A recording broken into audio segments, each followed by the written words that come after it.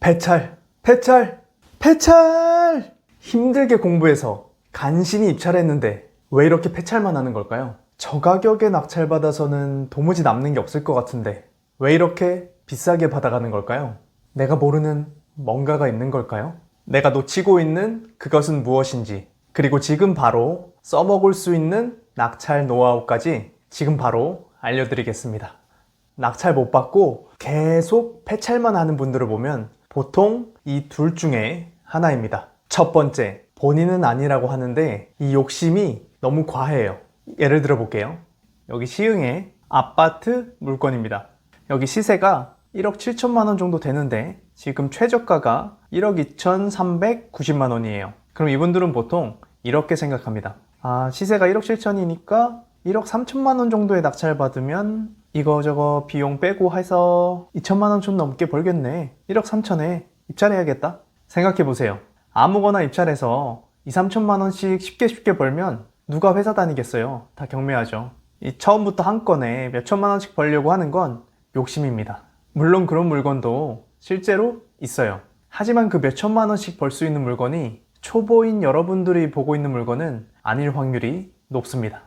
두 번째, 너도 나도 달려들어서 입찰자가 몰리는 물건들에만 입찰을 합니다. 누가 봐도 권리 분석 깨끗하고 안전한 물건, 신축 아파트, 역세권 아파트, 실거래가가 많이 찍혀서 금방 팔릴 것 같은 아파트, 이런 것들이죠.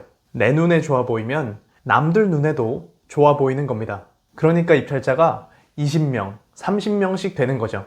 경매에서 제일 중요한 건 이 시세보다 싸게 낙찰받는 겁니다. 그런데 입찰자가 많으면 당연히 싸게 낙찰받기 힘들겠죠? 이 싸게 낙찰받기는커녕 낙찰받기도 힘들어요.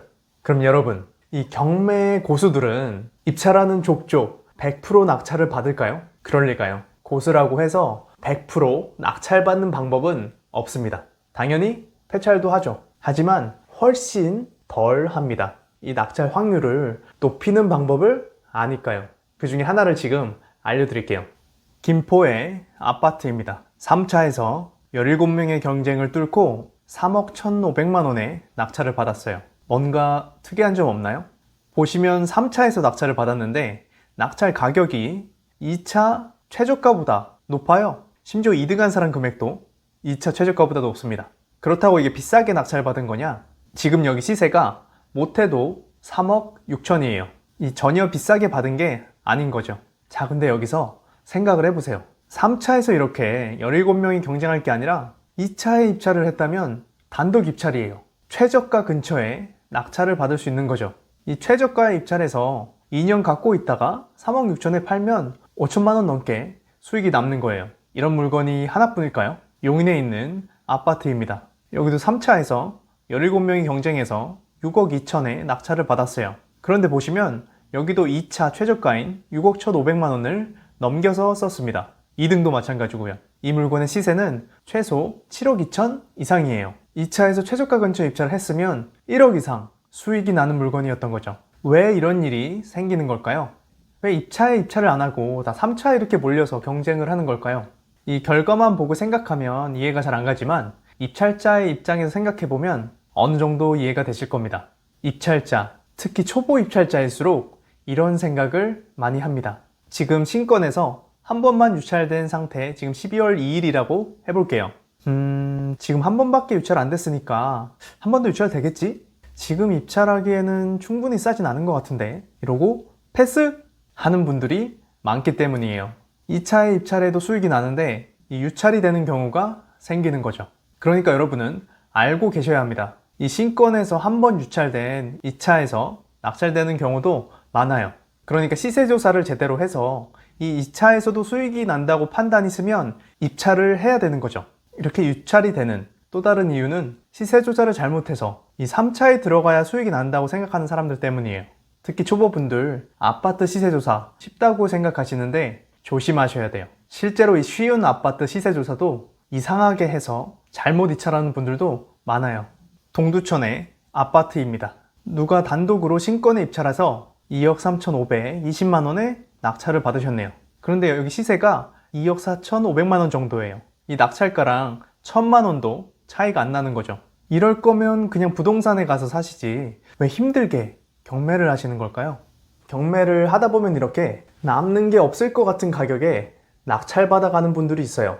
이런 분들은 보통 두 가지 중에 하나입니다. 첫 번째는 시세 조사를 제대로 못한 분들이에요. 의외로 자주 있는 경우죠.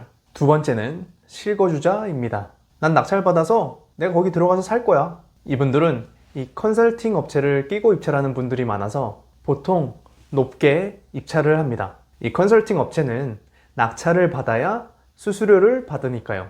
그래서 이분들이 이거저거 비용까지 다 치면 과연 부동산 가서 일반 매매로 사는 것보다 싸게 사는 건지 의문이 드는 분들이 많아요.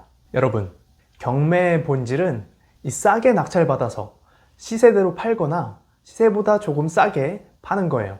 그러니까 제일 중요한 건 이 싸게 낙찰받는 거죠.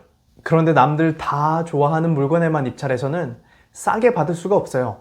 입찰자가 많아지는 만큼 당연히 비싸게 낙찰되니까요. 이 경쟁자를 줄이려면 남들이 가지 않는 길을 자꾸 돌아봐야 합니다. 이 신축만 보지 말고 구축도 보시고 역세권만 보지 말고 비역세권도 보시고 아파트만 보지 말고 빌라도 좀 보세요. 모두가 가는 길에 부자가 되는 길은 없습니다. 오늘은 낙찰을 좀 더 쉽게 받는 방법에 대해서 얘기해 봤는데요. 보시면 아시겠지만 세상에 거저되는 건 없습니다. 이 경매 조금 배웠다고 바로 부자 되고 그런 거 없어요. 물론 이 기본적인 경매 강의만 들어도 분명히 돈을 조금 벌 수는 있겠죠. 하지만 딱 거기까지입니다. 내가 경매로 돈을 더 많이 벌고 싶다면, 인생이 바뀔 만큼 벌고 싶다면 결국 실력을 키워야 돼요. 그러려면 항상 남들과 다르게 생각하려고 노력하고, 이 실패가 계속 반복된다면 내가 뭘 잘못했는지 자꾸 되돌아보셔야 합니다. 결국 이 답은 내가 만드는 거예요. 그런 의미에서 그동안 폐차를 많이 했거나 경매에 어려움을 느꼈던 분들은 한번 1분이라도 오늘 고민해 보세요. 지금까지 해왔던 방법들이 먹히지 않는다면 방법을 바꿔봐야 하지 않겠어요? 그럼 오늘도 제가 더 많은 경매 초보분들에게 도움이 될 수 있도록 구독과 좋아요 부탁드리고요. 포기하시면 안 됩니다. 화이팅!